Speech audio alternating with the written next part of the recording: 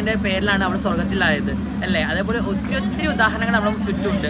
അപ്പോൾ ഇപ്പോൾ ഞാനിങ്ങനെ എൻ്റെ ലൈഫിൽ ആൺകുട്ടിയായി ഞാൻ പെൺകുട്ടിയായിട്ട് ജീവിക്കുന്നത്, നാളെ ഞാൻ മരിച്ചു പോയി ഞാൻ സ്വർഗത്തിലാണോ നരകത്തിലാണെന്നുള്ളത് നമുക്ക് ആർക്കും പ്രെഡിക്റ്റ് ചെയ്യാനൊന്നും പറ്റൂല. അതൊക്കെ പഠിച്ചതിൻ്റെ കയ്യിലല്ലേ. അത്രയേ ഉള്ളൂ.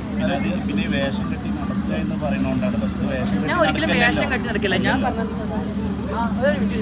ഞാൻ ഒരിക്കലും വേഷം കെട്ടി നടക്കുക എന്നല്ല പറഞ്ഞത്.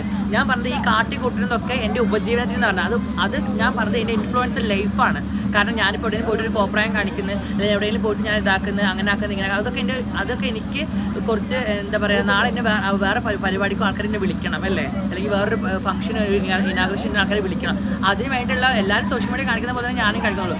ഈ ഉസ്താമാർ ഇങ്ങനെ പറയാനുണ്ടെങ്കിൽ നമ്മുടെ മതത്തിൽ എന്താണ് ഈ ഇൻസ്റ്റാഗ്രാമിൽ കയറിയിരുന്നത് വലുത് പറയാൻ ആരെങ്കിലും പറഞ്ഞിട്ടുണ്ടോ? അപ്പോൾ അത് തെറ്റന്നല്ലേ. എന്താണ് സോഷ്യൽ മീഡിയ വന്നിട്ട് ഉസ്താമാരെ കളിക്കുമ്പോൾ നമുക്കും അതേപോലെ ചെയ്യാൻ പറ്റും. ഞാൻ എല്ലാ ഉസ്താമാരും പറഞ്ഞത്, ചില ഉസ്താമാരാണ്. വേറെ ഉസ്താദിനെ കുറിച്ച് വളരെ നല്ല കാര്യമാണ് പറഞ്ഞത്. അപ്പം നല്ല കാര്യങ്ങൾ ആൾക്കാരിലേക്ക് എത്തിക്കാൻ ശ്രമിക്കുക. തിന്മകളാണെങ്കിലും അത് പഠിച്ചപ്പോൾ നമ്മൾ തന്നെ തീർത്തോളാം.